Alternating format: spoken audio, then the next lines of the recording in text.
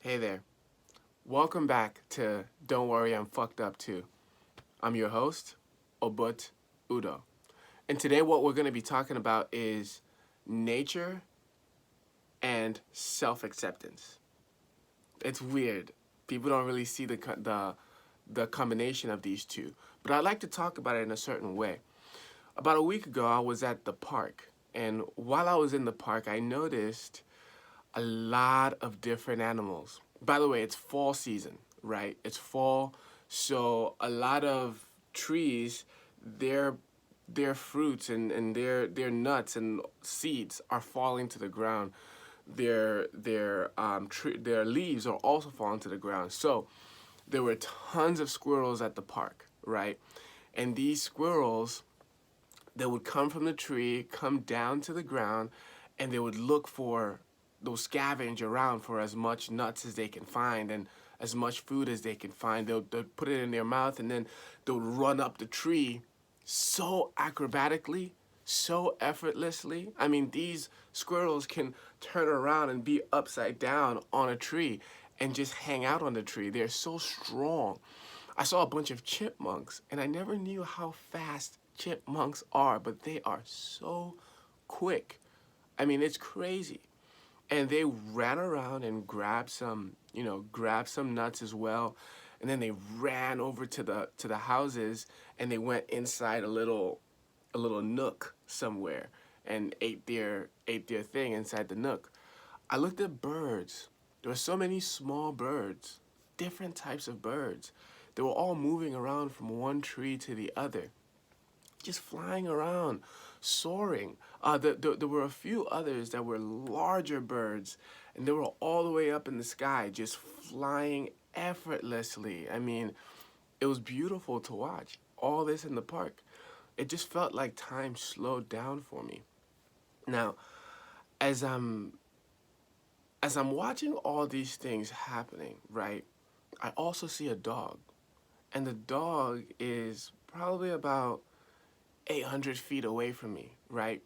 And it's with its family, a guy and two of his daughters, and they're walking around a dog. I think the dog was a pit bull, if I'm not mistaken.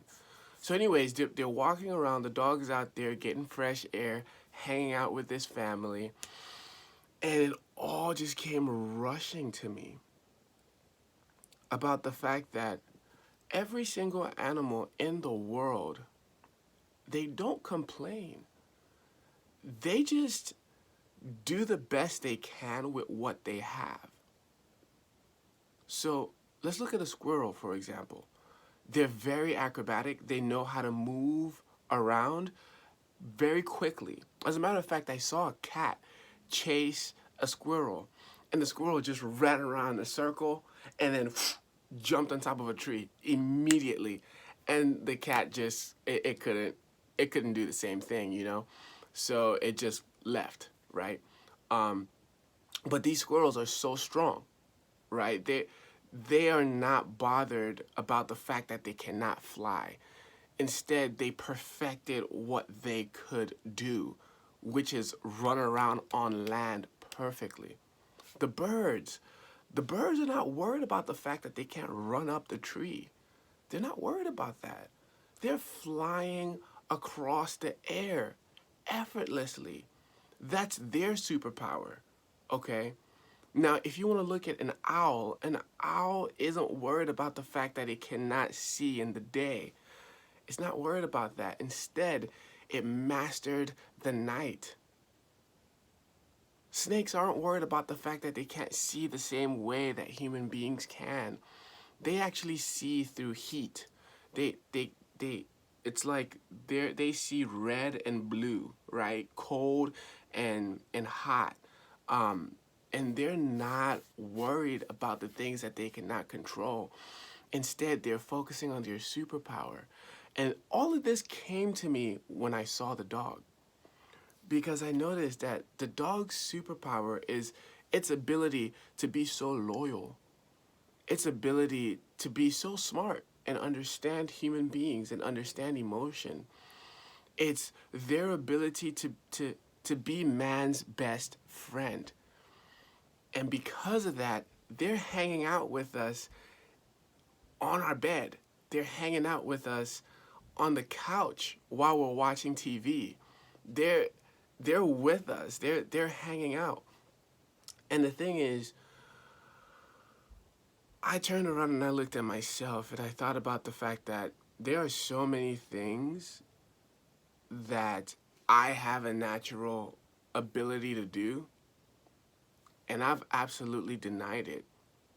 And I've denied it partly because, one, sometimes the society doesn't feel like it's cool, and two, it feels like it comes so easily to me that I take it for granted.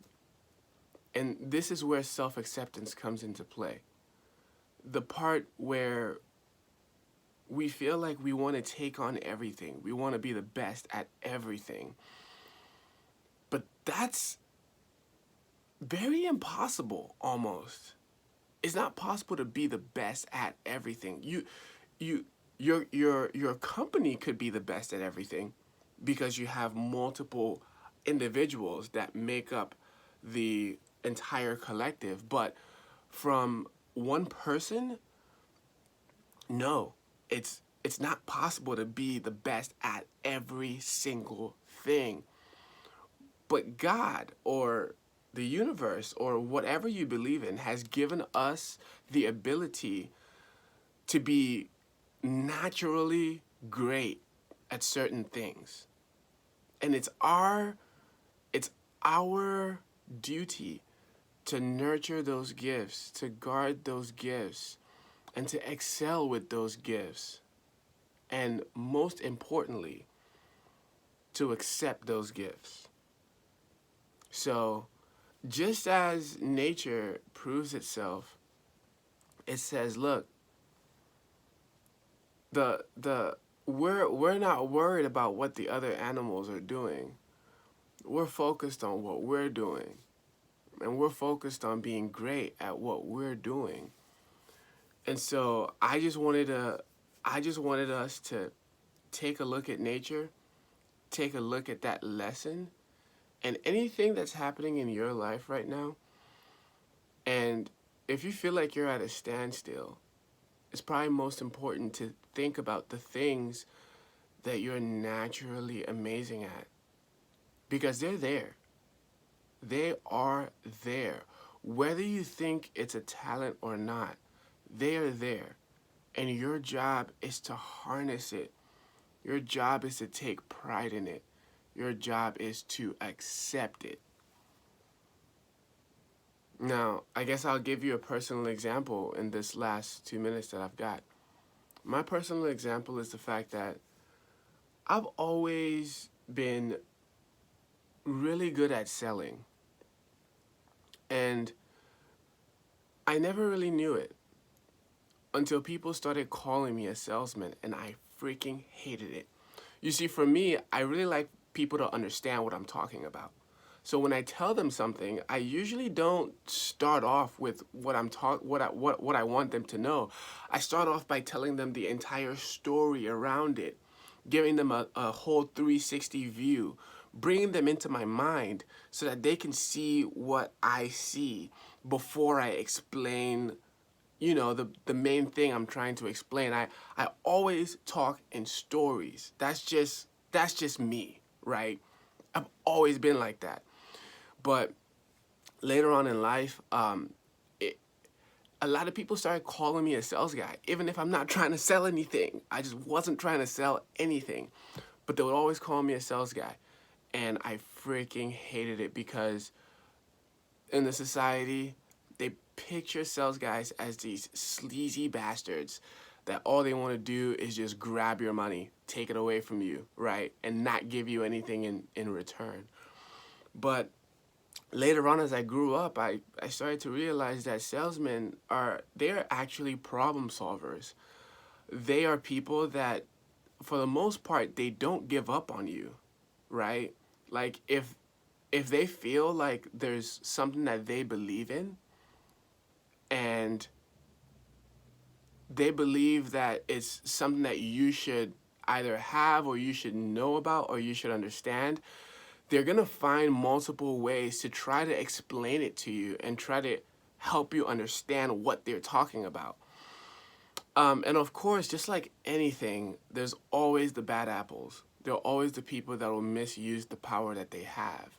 That's just the unfortunate truth about it.